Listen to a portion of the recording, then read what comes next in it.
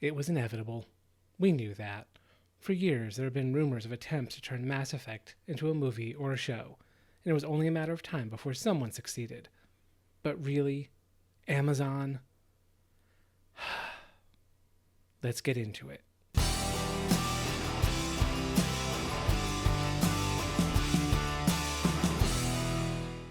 Mass Effect is at the very top of my list of favorite video game franchises. Barring Andromeda, that is. The original trilogy is an amazing science fiction opus of the kind we are likely never going to see again.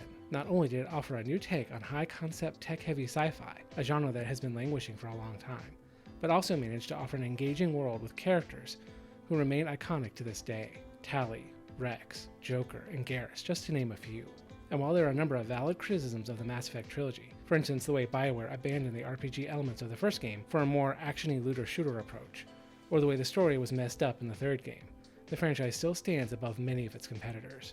I say all this to make clear how much I love and enjoy this game series, so you may be able to guess my reaction to the news that broke just last month. On November 7th, a day affectionately known as N7 Day to Mass Effect fans, a day when BioWare has been known to make Mass Effect-related announcements. And though the studio had no news about a new Mass Effect game this year, it did announce that Amazon Prime Studios is in production on a live-action Mass Effect television show. Now, if you've watched any of my videos, you know I have some issues with Amazon's television adaptations. Rings of Power and Wheel of Time are abominable representations of their source material, while Fallout is flawed but mostly fine. Possibly the only Prime show I would throw any honest praise toward would be Vox Machina, an animated adaptation of Critical Role's D&D campaigns. So hearing that Jennifer Salke and Amazon Prime will be heading up Mass Effect doesn't instill a lot of confidence. But even bad studios can occasionally make something good, especially if they can get out of their own way.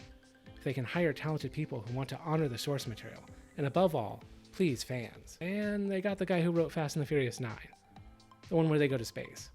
I hope that's not his only qualification. This is crazy, bro! Alright, I've done enough blackpilling here. We're going to move forward with some cautious optimism, and offer a few thoughts on what Amazon could do to make the best Mass Effect show possible.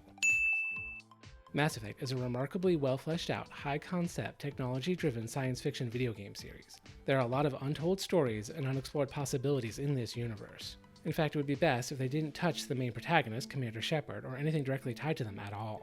Canonizing any version of this story or character would be met with a lot of controversy. No matter how carefully Amazon tried to approach it, they would run the risk of alienating a lot of potential viewers. So what we really need is a somewhat original story set in the world of Mass Effect. One that can touch on familiar locations and characters without conflicting with what's come before.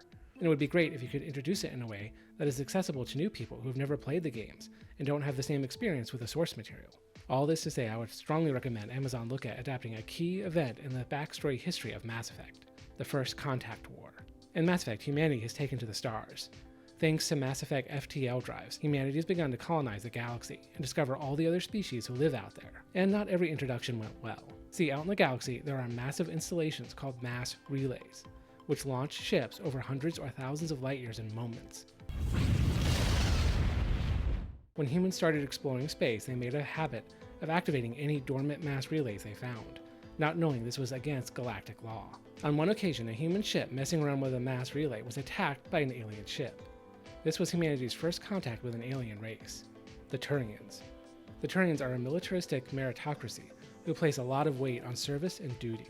The surviving human ship attempted to fall back to the nearest human colony of Shangxi. The Turian ship pursued and then proceeded to attack the colony as well. When the human fleet found out about this, they mobilized for a counterattack, which incited a similar move from the Turians, and it almost led to all-out war. However, thankfully, the ruling body of the Galactic Council, made up of different species, learned about this and managed to step in time to bring the conflict to a peaceful resolution. The First Contact War is a major incident in the history of Mass Effect, and even involves some of the side characters from the games, like Donald Anderson and Stephen Hackett. It is a story full of action and conflict.